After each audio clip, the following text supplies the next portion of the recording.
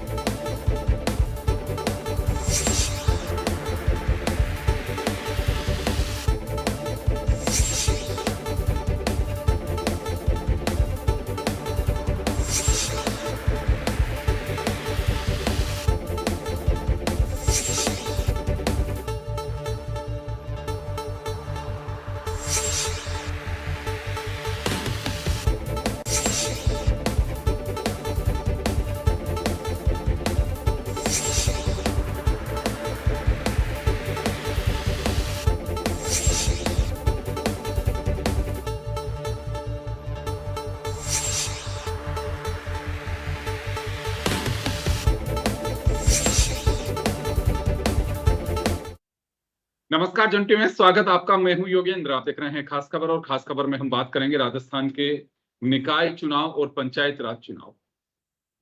अदालती आदेश के बाद ये चुनाव अब 31 जुलाई तक करवाए जाने हैं। ये आदेश दिया है अदालत ने, जो 11 मई को ही ये फैसला रिजर्व रख लिया था। 439 याचिकाओं का निस्तारण करते हुए 14 नवंबर 2025 को आदेश दिया था अदालत ने कि अप्रैल तक, 30 अप्रैल तक ये चुनाव कराए जाए, लेकिन तब हो नहीं पाए थे और सरकार अपनी ओर से गर्मी, कभी कहना है कि अभी ओबीसी जो आयोग बना हुआ है उसकी रिपोर्ट नहीं आई, लेकिन अभी ओबीसी आयोग को भी एक निर्देश दिया गया है कि 20 जून तक आप अपनी रिपोर्ट सबमिट करें ताकि वार्डों का निर्धारण हो सके और उसके बाद ये चुनाव कराए जा सके। खैर, लेकिन सबसे बड़ी बात अगर इसमें बात करें, माफ करेगा, 15 अप्रैल 2026 तक चुनाव कराने के निर्देश दिए गए थे। ये निर्देश दिए गए थे 14 नवंबर 2025 को। कांग्रेस हमलावर है तभी से कि सरकार डर रही है, पंचायत राज और निकाय चुनाव कराना नहीं चाहती। गोविंद सिंह डोटासरा जो कांग्रेस के प्रदेश अध्यक्ष हैं, या जूली हो या दूसरे नेता हो, वो लगातार एक ही बात कह रहे हैं कि सरकार घबराई हुई है। दूसरी तरफ सरकार का कहना है कि एक साथ चुनाव कराना चाहते हैं क्योंकि उनका एजेंडा है कि 1 स्टेट 1 इलेक्शन, यानी कि एक साथ सारे चुनाव कराने। सरकार की तैयारी, अभी आपने जोगाराम पटेल जो संसदीय कार्य मंत्री भी हैं और इनके लॉ मिनिस्टर भी हैं सरकार के, उनका ये कहना है कि सरकार पूरी तरह से तैयार है, लेकिन ऑर्डर अभी मिला नहीं है, उसका वो अध्ययन करेंगे, उसके बाद में राय लेंगे और ओबीसी कमीशन की भी जो बात है उसकी भी बात करेंगे। मुझे ऐसा लगता है कि ये मैटर सुप्रीम कोर्ट में भी जा सकता है। वजह साफ है, क्योंकि हमारे यहाँ कानून का सिद्धांत है, अगर किसी को पसंद नहीं है तो स्टेट गवर्नमेंट को लगता है कि हमारे अनुकूल फैसला नहीं है, स्वागत तो हर कोई करता है, लेकिन आपके पास में रास्ता भी खुला होता है कि आप उसकी अपील कर सकते हैं। ये अपील सुप्रीम कोर्ट जाएगी, सुप्रीम कोर्ट में अगर कंसिडर होती है तो ये लंबा जा सकता है। सरकार का कहना है कि गर्मी का वक्त है और जुलाई में बुआई का वक्त होगा, वोटिंग पूरी तरह से नहीं हो पाएगी, जो मतदाता है उन्हीं के अनुकूल अगर वोटिंग नहीं, उन्हीं के अनुकूल अगर समय तय नहीं होता है तो फिर कोई फायदा नहीं होगा। कई चीजें आ सकती हैं। खैर, हमारे साथ संदीप कलवानिया जी कांग्रेस से हैं, वीरेंद्र शर्मा साहब भाजपा से हैं और तनवीर अहमद जी हमारे साथ राजस्थान उच्च न्यायालय के अधिवक्ता जुड़ेंगे जो कानूनी जानकारी देंगे। मैं संदीप जी आपके पास में आना चाहूंगा। जोगाराम पटेल साहब को अभी हम सुन रहे थे, सरकार पूरी तरह से तैयार है, लेकिन हम फैसले की स्टडी करेंगे कि फैसले में क्या कुछ है, और सरकार की मंशा साफ है कि चुनाव होने चाहिए। तो अभी कहीं किसी तरह का संदेह है? क्योंकि पटेल साहब का कहना है कि सरकार की मंशा साफ है, चुनाव कराना चाहती है। देखिए योगेंद्र जी, मैं सबसे पहले तो कानूनी प्रावधान बता दूं। इनमें कांग्रेस के शासनकाल में 1992 में आप देखें कि पंचायत राज संस्थाओं को और नगरीय निकाय संस्थाओं को संवैधानिक दर्जा दिया गया 73वां 74वां संविधान संशोधन करके, और उसमें संविधान के अनुच्छेद 243 ई और यू में प्रावधान किया गया कि 5 साल में चुनाव होंगे। और उसके बाद में जब से संवैधानिक इनको दर्जा दिया गया और इनका कार्यकाल निश्चित किया गया, तब से लेकर लगातार देश में हर 5 साल में चुनाव हो रहे हैं। मगर पहली ऐसी एक पर्ची सरकार है जो चुनाव लगातार किसी न किसी बहाने से टाल रही है। अपने राजस्थान में जनवरी 2025 में इन पंचायत राज संस्थाओं के चुनाव ड्यू हो रहे थे, बकाया हो रहे थे, कार्यकाल पूरा हो गया था। मगर आप देखें कि हमने पहले भी कई बार डिबेटें की हैं और उसमें जो इनके बयानवीर मंत्री हैं उन्होंने पूरा 2025 का साल निकाल दिया। हर एक महीने की तारीख देते थे, इस महीने में हम चुनाव करा देंगे, मगर ये सिर्फ और सिर्फ इनके बयान साबित हुए और ये झूठ का बुलडोजर चलाते रहे पूरे 2025 में। पहले इन्होंने पुनर्गठन परिसीमन के आधार पर चुनाव टाले, चलो वहां तक बात ठीक है। फिर उन्होंने चुनाव टाले 1 स्टेट 1 इलेक्शन, वो भी न तो कोई कानून बना पाए न कोई संविधान में संशोधन लेके आए, जबकि डबल इंजन की सरकार ये कर सकते थे। फिर एसआईआर की प्रक्रिया का बहाना लिया और फिर लास्ट में सारे उपचार बंद हो गए तो ओबीसी आयोग का बहाना लिया। और आप देखें, मैं आपको बताऊंगा कि माननीय उच्च न्यायालय ने 14 अगस्त 2025 को इन सभी याचिकाओं पर सुनवाई करते हुए फैसला सुरक्षित रखा था और 14 नवंबर 2025 को फैसला सुनाया और उसमें स्पष्ट निर्देश दिए गए कि आप जो पुनर्गठन और परिसीमन की बात कर रहे हैं वो तो आप 31 दिसंबर 2025 तक पूरा कर लें और 15 अप्रैल तक आप चुनाव कराएं, मगर वो भी नहीं करा पाए। अब इसी मामले को लेकर जो हमारे कांग्रेस के नेता हैं और पूर्व विधायक ऐसे एम लोढ़ा जी, वो सुप्रीम कोर्ट गए। सुप्रीम कोर्ट ने ये कहा कि जो समय दिया गया है उस एसएलपी में ये दलील दी गई कि जो माननीय उच्च न्यायालय ने जो समय दिया है 6 महीने का, वो गलत दिया है, क्योंकि संवैधानिक प्रावधान में तो ये है कि 5 साल में चुनाव होने चाहिए। तो माननीय उच्चतम न्यायालय ने ये कहा कि अगर आपको समय को लेकर कोई बात करनी है तो आप हाई कोर्ट में अप्रोच करें।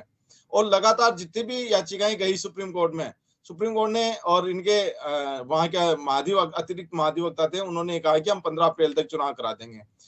अब इन्होंने अवमानना की कार्रवाई से बचने के लिए इन्होंने एप्लीकेशन लगाई, प्रार्थना पत्र प्रस्तुत किया और उसमें माननीय उच्च न्यायालय ने आज जो आदेश दिया है वो स्पष्ट आदेश दिया है कि आप चाहे ओबीसी आयोग हो चाहे कोई दूसरे कारण हो, जो 7 कारण इन्होंने प्रार्थना पत्र में गिनाए थे। पहला कारण गिनाया था इन्होंने कि स्कूलों में अभी नामांकन का काम चल रहा है, दूसरा कारण गर्मी का गिनाया था, तीसरा जनसंख्या का गिनाया था कि हमारे पास स्टाफ की कमी है, चौथा कारण इन्होंने गर्मी में जो किसानों की बुआई का टाइम गिनाया था और बरसात का टाइम गिनाया था। ये सभी कारण कंसिडर करते हुए माननीय उच्च न्यायालय ने आज जो आदेश दिया है वो स्पष्ट कहा है कि आपको 31 जुलाई तक चुनाव कराने हैं। तो जोगाराम पटेल जी का जो बयान है वो किसी भी मायने में कानून सम्मत नहीं है।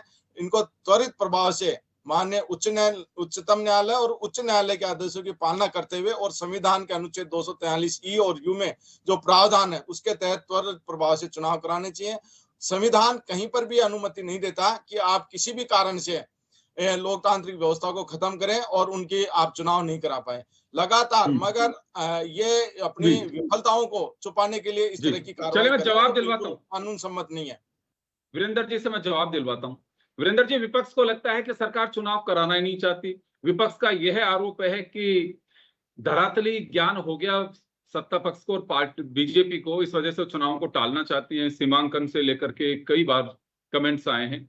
अभी ये मान रही है कांग्रेस है कि आखिर अदालत की कार्रवाई के तहत भी नियत में खोट लगता है। देखिए, रास्ता है कि सुप्रीम कोर्ट जा सकती है सरकार, लेकिन अब क्या लगता है कि चुनाव अभी होगा या फिर जो पहले से चला आ रहा है कि ओबीसी कमीशन की पूरी रिपोर्ट आनी दीजिए, या फिर गर्मी का समय है, बच्चों के स्कूल खुलेंगी, ये सब चीजें चलेंगी? देखिए योगेंद्र जी, कुछ लोग हैं जो केवल लोकतांत्रिक अधिकारों की चैनलों पे बातें करते हैं, लेकिन जब उनकी सरकार होती है तो काम कुछ विपरीत ही करते हैं। लेकिन वो उनकी आदत है, आजादी से लेकर अब तक उनकी वही आदत रही है। भारतीय जनता पार्टी सदैव न्यायपालिका का सम्मान करती आई है और करती रहेगी। और राजस्थान में भारतीय जनता पार्टी की सरकार है, पहले भी चुनाव के लिए तैयार थी और अभी भी चुनाव के लिए तैयार है। यह कार्य राज्य निर्वाचन आयोग का है, पहला विषय। दूसरा विषय है कि जब हम विधानसभा चुनाव के लिए जनता के बीच गए थे तो जनता से हमने वादा किया था, 1 स्टेट 1 इलेक्शन, हमारा उद्देश्य वही है। हमने चुनाव आयोग से भी निवेदन किया था कि राजस्थान में जब भी चुनाव हो, पहले ही निवेदन कर चुके थे कि राजस्थान में जब भी चुनाव हो, पंचायत राज और नगर निकाय को एक साथ होना चाहिए। तीसरा विषय था, हमने चुनाव आयोग से यही निवेदन किया था कि सुप्रीम कोर्ट के निर्देशानुसार जिस प्रकार से ओबीसी वर्ग को एक प्रतिनिधित्व इन चुनावों में मिलना चाहिए, क्योंकि भारतीय जनता पार्टी चाहती है कि राजस्थान में जो ओबीसी वर्ग का जनसंख्या 44 से लेकर 50% तक की है, उसको इस लोकतांत्रिक अधिकार में अवसर मिलना चाहिए, उनके जनप्रतिनिधि होने चाहिए और उनके लिए भी सीटें आरक्षित होनी चाहिए। अब कांग्रेस यह तय कर देगी, या तो कांग्रेस यह नहीं चाहती कि ओबीसी वर्ग को उसका प्रतिनिधित्व मिले, क्योंकि इसी कारण उनका तो ओबीसी वर्ग का मुख्यमंत्री था, लेकिन फिर भी ओबीसी आयोग का गठन नहीं कर पाए थे, क्योंकि वो चाहते ही नहीं कि ओबीसी के दूसरे कोई जनप्रतिनिधि आए। इनके तो ओबीसी का ही अध्यक्ष है, लेकिन वह भी नहीं चाहता कि ओबीसी वर्ग से कोई दूसरे जनप्रतिनिधि आए, क्योंकि उनकी कुर्सी खतरे में लगती है। लेकिन फिर भी उनके राजनीतिक कारण कि उन्होंने ओबीसी आयोग का गठन ही नहीं किया। और ये बार बार बात करते हैं संवैधानिक अधिकारों की उनकी, भैया उस समय आपके संवैधानिक अधिकार कहाँ चले गए थे? और तीसरा विषय आप देखिए, राजस्थान में जब कांग्रेस की सरकार थी तो 2020 से लेकर 2022 तक चुनाव ही चलते रहे थे। कभी किसी डिस्ट्रिक्ट के चुनाव, कभी किस डिस्ट्रिक्ट के, कभी किस डिस्ट्रिक्ट के। पुनर्गठन की तो ऐसी प्रक्रिया थी कि हाईकोर्ट को पुनर्गठन रद्द करना पड़ा पंचायत राज और नगर निकायों का। और उसके बाद भी स्थिति जो बड़ी बड़ी बातें कर रहे थे वो मेरे मित्र बताए 1974 से लेकर 1994 तक राजस्थान में पंचायत राज चुनाव और नगर निकाय चुनाव क्यों नहीं हुए थे। मैं मेरे मित्र को याद दिलाना चाहूंगा जो बड़ी बड़ी संवैधानिक बातें कर रहे थे, राजस्थान में राज्य निर्वाचन आयोग का गठन किसी ने किया राजस्थान राज्य में?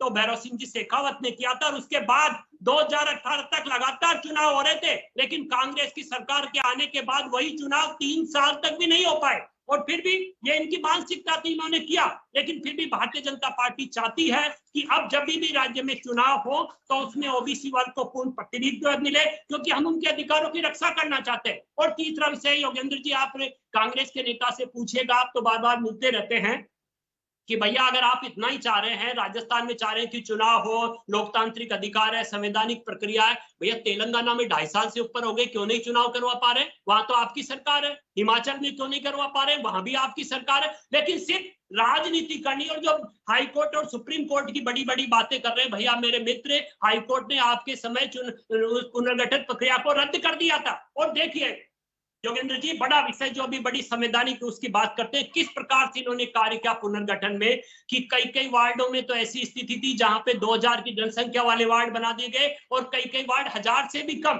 और यहां तक कि 429 ऐसे वार्ड थे, ऐसी पंचायतें इन्होंने बता दी जहां पर कि ओबीसी का वर्ग का 0 प्रतिनिधित्व था। इस प्रकार के आंकड़े इन्होंने संकलित किए इनके समय में। और अब ये कह रहे हैं बड़ी बड़ी बातें कि संवैधानिक है, ये है, वो है। भैया ये बातें करने से पहले केवल चैनल के ऊपर आकर बयानवीर मत बनिए। आपने क्या किया था जिसके कारण राजस्थान की आज ये दुर्दशा हुई कि 2020 से 2022 तक आप वीरेंद्र जी वापस आ रहा हूं।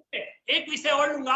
आप समझते हैं कि जब भी चुनाव होते 5 वर्ष का उनमें अंतराल होता है। अभी भी हमारे यहाँ पे पंचायत राज और नगर निकाय के अनेक ऐसी जगह हैं जहां पे अभी भी कार्य हो रहा है, उनके अभी तक भी उनका कंप्लीट नहीं हुए हैं, शासन उनका कंप्लीट नहीं हुआ। और लेकिन फिर भी हमने तो जहां शासक लगाए वो जनप्रतिनिधियों को लगाए, इन्होंने जहां शासक लगाए इनकी सरकारों में वहां अधिकारियों को लगाया है। तो समझ सकते हैं कि कौन जनता का प्रतिनिधित्व चाहता है और कौन केवल संविधान का मजाक बना रहा है। चलिए मैं वापस आऊंगा आपके पास में, पहले मैं इसका पॉलिटिकल जो भी चीजें हैं वो हम करेंगे, लेकिन हमारे साथ तनवीर अहमद जी हैं, हाईकोर्ट के लॉयर हैं, उनसे मैं जरूर जानना चाहूंगा। तनवीर जी, 31 जुलाई के लिए डेट मुकर्रर की गई है अदालत की तरफ से, लेकिन अब सरकार के पास में क्या रास्ता है? क्या केवल बस चुनाव ही कराना होगा? क्योंकि कमीशन को कराना है, स्टेट इलेक्शन कमीशन को, लेकिन सरकार का बहुत महत्वपूर्ण रोल है क्योंकि सरकार इसमें पार्टी कमीशन के साथ साथ सरकार और कमीशन के पास में क्या रास्ते हैं? नहीं, सरकार और कमीशन के पास में तो क्या रास्ते हैं? पिटिशनर क्या कर सकते हैं? या इस आदेश में ये कोई बात देता है कि आपको 31 जुलाई तक चुनाव ही कराने? ये आदेश तो पूर्व में ही हो चुका था, इनको पहले 31 दिसंबर तक करवाए जाने थे, लेकिन अब जो समय दिया गया, बाद में कंटेम्प्ट की कार्रवाई चल रही थी, उसके बाद ये आदेश हुआ। ये अधिकारियों को सुनिश्चित पहले किया जाना चाहिए था, क्योंकि किसी भी प्रकार के संवैधानिक प्रावधानों का मखौल या मजाक अधिकारी अपने कोई उचित कारण हो, कोई आपदा आ जाए, पेंडेमिक हो, एपिडेमिक हो या ऐसी कोई स्थिति बन जाए, तब तो लिया जा सकता है, लेकिन ऐसी कोई परिस्थिति पिछले 1-1.5 वर्ष में नहीं रही। उसके बावजूद अधिकारियों के द्वारा इस प्रकार की अनुचित मांग करना ठीक नहीं है। ये भी सही है कि दूसरे प्रावधानों का जो ओबीसी वर्ग का प्रतिनिधित्व है उसको सुनिश्चित किया जाना, ये इसकी जब तक पालना नहीं होगी तब तक चुनाव का वास्तविक मंशा भी पूरा नहीं होगा। Therefore, there is a fine balance which is required to be maintained, and for that the court has also granted certain time. Court has not said that immediately it has to be done. Court has granted time, and therefore the authorities are required to do it in a particular manner in the required time immediately without any fail. Or either they may have to go to the Supreme Court to buy the time, so that because it is also a matter of public exchequer, कि सरकार का जो पैसा है वो public का पैसा है जो चुनाव में खर्च होगा, तो कुछ ही वक्त के अंदर म्युनिसिपैलिटी का भी चुनाव होना है, तो अगर साथ साथ हो जाते हैं तो वो सारे खर्चा बचेगा। All these aspects are required to be taken into consideration. क्या है कि संविधान की जो व्यवस्था है वो किसी एक पर्टिकुलर प्रोविजन को आइसोलेशन में पढ़ने के लिए नहीं है, हमें टोटलिटी के अंदर समग्रता में सारी चीजों को देखना पड़ेगा, और राज्य सरकार की जो वास्तविक परेशानी है उसको भी नजरअंदाज नहीं किया जा सकता। हो सकता है इलेक्शन कमीशन सुप्रीम कोर्ट का रुख करे और समय मांग ले, वहां जाकर के सुप्रीम कोर्ट समय ग्रांट कर सके, ऐसी स्थितियां भी बन सकती है। तो अहमद साहब, आपको लगता है कि अपील की जा सकती है इस केस के खिलाफ, और अभी सरकार के पास में, कमीशन के पास में ये रास्ता है और सुप्रीम कोर्ट इसमें फिर तय करेगा, लेकिन अगर सुप्रीम कोर्ट नहीं जाती है तो ये माना जा सकता है कि ये ऑर्डर है, फाइनली कंसिडर करने के लिए सरकार तैयार है और इसी के तहत चुनाव करेंगे।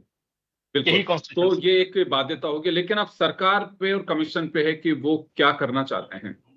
बीजेपी की ओर से जो बयान दिया गया है, सरकार की ओर से जो बयान दिया गया है, उसमें साफ साफ आया है कि अभी स्टडी की जाएगी, लॉ मिनिस्टर के अनुसार हम इसकी स्टडी करेंगे, अभी फैक्ट्स को देखते हैं। कमीशन का भी ध्यान रखना होगा कि ओबीसी के लोगों के साथ में अन्याय ना ही हो, और गवर्नमेंट तैयार भी है, गवर्नमेंट की मंशा साफ है कि हम चुनाव कराना चाहते हैं, ये कहना है जोगाराम पटेल का। दूसरी तरफ कांग्रेस को लगता है कि अदालती आदेश का एक तमाचा है सिस्टम पर और सरकार पर, जिसे अब फॉलो करना ही होगा। तो आप तो खुद भी लॉयर हैं कलवानिया साहब, कांग्रेस के प्रवक्ता भी हैं, अभी सरकार और कमीशन के पास में रास्ते खुले हैं, वो सुप्रीम कोर्ट का रुख भी कर सकते हैं। उन्हें अगर लगता है कि यह समय उचित नहीं रहेगा, हमें और टाइम चाहिए, जैसे तनवीर जी कह रहे थे कि सरकार को दिसंबर तक का समय चाहिए था, उनके अपने आर्ग्यूज हैं, तो आपको लगता है कि अगर गवर्नमेंट को वास्तव में यही एक ऐसा एजेंडा या पहलू लग रहा है कि इसकी वजह से वोटिंग कम हो सकती है, लोग एक्चुअल में उसमें पार्टिसिपेट नहीं कर पाएंगे, लिहाजा इसे एक्सटेंड कराया जाए, क्योंकि वो सरकार का यही भी कहना है कि हमारी मंशा साफ है कि हम चुनाव तो चाहते हैं, लेकिन कई पहलू देखने पड़ेंगे अभी कि जनता को भी परेशानी ना हो, तो वहां अभी पहलू याद आ सकते हैं। और आपको लगता है कि ये matter move to supreme court? देखिए योगेंद्र जी, मैंने अभी भी बताया कि सरकार की तो कोई मंशा ही नहीं है चुनाव कराने की। अगर सरकार की मंशा होती तो 2 साल तक चुनाव बकाया नहीं चलते। संवैधानिक प्रावधान की जहां तक बात है, माननीय उच्चतम न्यायालय ने अनेक मामलों में, चाहे सुरेश महाजन versus state of Madhya Pradesh का हो, चाहे Ben Singh versus state of Punjab का हो, उसमें सुप्रीम कोर्ट में स्पष्ट किया है कि किसी भी कारण से, चाहे प्रशासनिक विफलता हो, चाहे पुनर्गठन हो, चाहे परिसीमन हो, उसके आधार पे आप चुनाव नहीं टाल सकते। तो मेरे को लगता नहीं कि अगर राज्य सरकार अगर सुप्रीम कोर्ट में जाती है तो इनको कोई बड़ी राहत मिलेगी। मगर जिस प्रकार से बुलडोजर चलाते हैं झूठ का भारतीय जनता पार्टी, उसमें तो इनको झूठ का भी महारत बुलडोजर हासिल चलता है। है। और झूठ का बुलडोजर ऐसा चलाते हैं कि ये कैसे कैसे इन्होंने 7 उदाहरण बताएं कि बरसात आ जाएगी, किसान किसानी में लग जाएंगी। तो सबसे बड़ी बात तो ये वन स्टेट वन इलेक्शन की जो बात कर रहे हैं, तो वन स्टेट वन इलेक्शन तो आपकी डबल इंजन की सरकार है ना। किसने मना किया है? आप कानून की आप इसमें संशोधन करते, आप कानून लेके आते विधानसभा में और आप कहते कि नहीं हम वन स्टेट वन इलेक्शन इस आधार पे कराना चाहते। बातों से थोड़ी होगा वन स्टेट वन इलेक्शन। तो भारतीय जनता पार्टी की तो ये तो जुमलेबाजी की सरकार है, झूठ का बुलडोजर चलाते हैं, कहाँ कुछ बोलते हैं कहाँ कुछ बोलते हैं। अभी भारतीय जनता पार्टी के प्रवक्ता बोल रहे हैं कि भैरव सिंह जी ने राज्य निर्वाचन आयोग का गठन किया था। अरे श्रीमान जी, 73वां और 74वां संविधान संशोधन में अमेंडमेंट हुआ था और बाकायदा प्रावधान रखा गया था कि एक पंचायत राज संस्थाओं के लिए और नगरीय निकाय संस्थाओं के लिए एक स्वतंत्र निर्वाचन आयोग का गठन किया जाएगा। इसमें केंद्र सरकार ने यह व्यवस्था दी थी। इसमें राज्य सरकार का, भैरव सिंह जी का या किसी मुख्यमंत्री विशेष का कोई योगदान नहीं होता। तो मैं आपको बताना चाहूंगा, भारतीय जनता पार्टी तो किसी भी एंगल से विधानसभा चुनाव में जो राज्य की जनता के साथ जो इन्होंने वादे किए थे, उन वादों से पूरी तरह से विफल हो चुके हैं ये। और ये आज जो बड़े बड़े ये जुमलेबाजी जो की थी, चाहे बेरोजगारी का मामला हो, चाहे किसानों की आय दोगुना करने का मामला हो, और चाहे हर साल 2 लाख सरकारी नौकरी देने की बात हो, पूरी तरह से विफल हो चुके हैं। ये कह रहे थे कि भर्तियों में वो हो रही है, भर्तियां पेपर आउट हो रहे हैं। अरे इनके तो खुद के पेपर आउट है। ये तो पूरी सरकारी लीक पड़ी है। यहाँ तो ऊपर से सरकार में पर्ची आती है और पर्ची के आधार पे डिसीजन होते हैं। दिल्ली से कोई पर्ची आएगी और उसी के आधार पे निर्णय होंगे। तो जहां पहली बार आप देखें संविधान में, मैंने अभी बताया था 1952 में संविधान संशोधन हुआ था। उसके बाद में राजस्थान में किसी भी पार्टी की सरकार रही हो, हर 5 साल में चुनाव है, मगर पहली बार एक पर्ची सरकार बनी है जो 5 साल में चुनाव नहीं करा पा रहे। इनको संवैधानिक प्रावधानों की इनको ज्ञान ही नहीं है। माननीय उच्च न्यायालय ने 2 बार इनको टाइम दे दिया 15 अप्रैल तक का करवाने के लिए। उसमें जब कंटेम्प्ट की कार्रवाई शुरू हुई तो ये 7 कारण लेके आए, साहब हम नहीं करा सकते। अरे ऐसे व्यवहारिक कारण तो बताओ। आप इन आधारों पे कह सकते हो क्या गर्मी पड़ रही है, फिर तो आप कहोगे थोड़े दिन बाद में सर्दी हो रही है। फिर आप अभी कह रहे हो किसानी का काम चल रहा है बारिश में, तो फिर कहोगे शायद विभाग का सीजन है। तो इस तरह की जो जुमलेबाजी करते हैं ये ज्यादा दिन तक टिकेगी। निश्चित रूप से इनको चुनाव कराने पड़ेंगे और इनको मुंह की खानी पड़ेगी। तो चलिए, आपको लगता है कि चुनाव होंगे और चुनाव होंगे तो बीजेपी के सामने हार मुंह बाहे खड़ी हुई है, ये कहना है। खैर चलिए, पॉलिटिकल स्टेटमेंट है कि तो आपकी तैयारी पूरी है। अगर चुनाव अगर हम एक बार के लिए मान लेते हैं कि अदालती आदेश है 31 जुलाई तक होगी। आप देखें, माननीय उच्च न्यायालय ने जब 14 नवंबर 2025 को आदेश दिया था और कहा था कि 15 अप्रैल 2026 तक चुनाव कराएं, तो उस समय से लेकर हमने पूरा संगठन तैयार कर लिया है। बाकायदा हमने हर बूथ लेवल पे बीएलओ नियुक्त कर दिए हैं और हर ग्राम लेवल पे हमने ग्राम अध्यक्ष बना दिए हैं, ब्लॉक लेवल पे ब्लॉक अध्यक्ष बना दिए। तो कांग्रेस पार्टी पूरी तरह से चुनाव के लिए तैयार है। और मैं ये बताऊंगा, जिन मुद्दों को लेकर, जिन विफलताओं को भारतीय जनता पार्टी की विफलता है, उनको लेकर हम सड़क से लेकर सदन तक लड़ रहे हैं, जनता के सामने रख रहे हैं। और इनकी जो पोल खुलेगी वो वोट से खुलेगी इस बार, क्योंकि ये हर बार वोट चोरी से सत्ता में आ जाते हैं। इस बार ये पूरी तरह से एक्सपोज हो चुके हैं और ये इनको मुंह की खानी पड़ेगी चुनाव में। चले वीरेंद्र जी, आपके पास में आना चाहूंगा। अगर चुनाव हम मान के चलते हैं कि 31 जुलाई तक कराने हैं, तो क्या तैयारी है बीजेपी की? कांग्रेस को भरोसा है कि बस चुनाव होने चाहिए, हमारी तैयारी पूरी है? देखिए, कांग्रेस को तो भरोसा ठीक उसी प्रकार से था जिस पूरा राज्य जानता है 5 साल किस प्रकार का बलात्कार,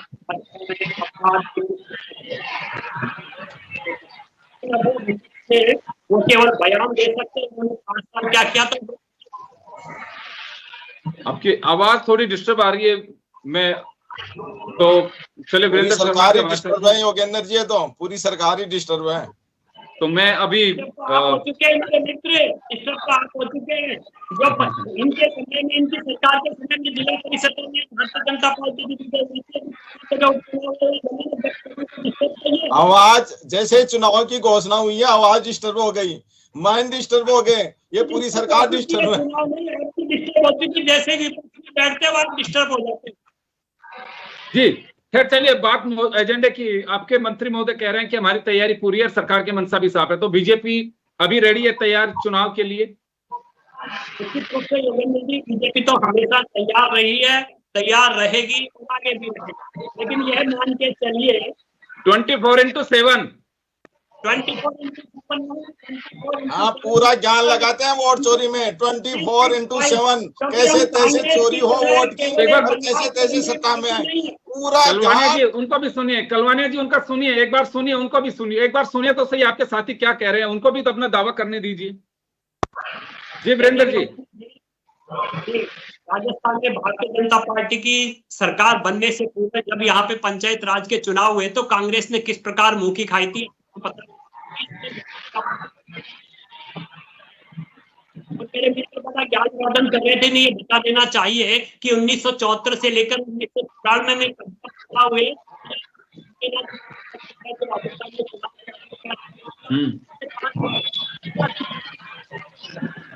आपकी आवाज वहां से कुछ टेक्निकल प्रॉब्लम है। 3 साल तक चुनावी चलते रहे, किस प्रकार चुनाव होते, जिस प्रकार से ये सही बयान नहीं दे पा रहे उसी तरह से बहाने बना के, आवाज बिल्कुल सही आ रही है मगर बहाने बना के चुनाव टाल रहे हैं, उसके हिसाब से जवाब देने से भी बच रहे हैं। भी नहीं कर पा रहे हैं। देखिए योगेंद्र जी, उनका मुख्यमंत्री ओबीसी का, उनका अध्यक्ष ओबीसी का, अरे ओबीसी को आरक्षण मिलना चाहिए, ये भी हमने प्रावधान किया। महिलाओं को 33% आरक्षण मिलना चाहिए, ये भी कांग्रेस ने प्रावधान किया। आपकी उपलब्धि तो बताओ पंचायत राज संस्थाओं को लेकर, मगर ये पूरी सरकार डिस्टर्ब है।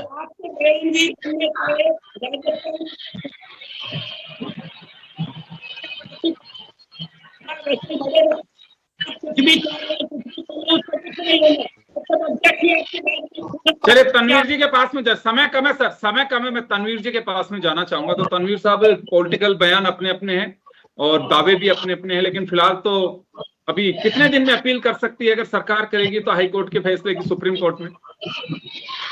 ये तो इन पर डिपेंड करता है, the time is available to them, but I think that it has to be done at the earliest so that they can have sufficient time, or else they will have to do it the under by time limit है इसमें, महीने भर में ये time limit है इनके पास में कि महीने भर में जा सकती है? जब 31 जुलाई चुनाव का समय ही दे दिया गया है तो निश्चित रूप से उससे पहले अगर कोई आदेश आता है तो इनके लिए फायदे का है, और उससे पहले जो नोटिफिकेशन आएगा इलेक्शन का बहुत ज्यादा जरूरी है, क्योंकि the whole exercise to be undertaken. अगर इसी दरमियान अगर स्टेट कमीशन ने अपना इसका कोड ऑफ कंडक्ट जारी कर देता है और अपने प्रक्रिया शुरू कर देते हैं तो क्या उसके बाद भी अपील की जा सकती है?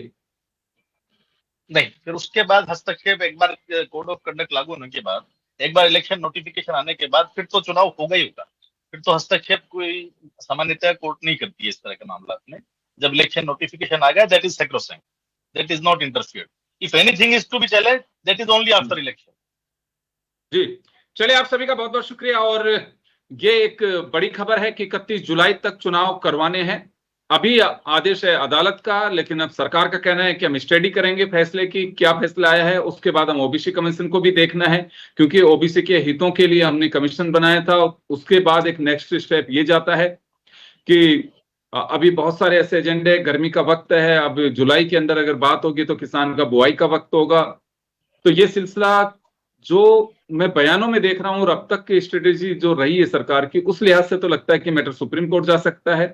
और अगर सुप्रीम कोर्ट जाता है तो फिर सुप्रीम कोर्ट के जो भी आदेश होंगे उसकी पालना करनी होगी। लेकिन अगर फिलहाल अगर गवर्नमेंट सुप्रीम कोर्ट मूव नहीं करती है तो तय मान के चले कि 31 जुलाई तक आपके पार्षद आपके पास में होंगे, निकायों के और जिला परिषद, पंचायत समिति, सरपंच, वार्ड पंच, ये तमाम चुनाव कराने होंगे, जिसकी तैयारी क्योंकि अदालत के फैसले के बाद स्टडी करने के बाद में कमीशन को अपनी तैयारी करनी है, सरकार अपनी तरफ से तैयारी करेगी, याचिकाकर्ता जो है इसमें क्योंकि 439 याचिकाकर्ता हैं वो अपनी तैयारी करेंगे।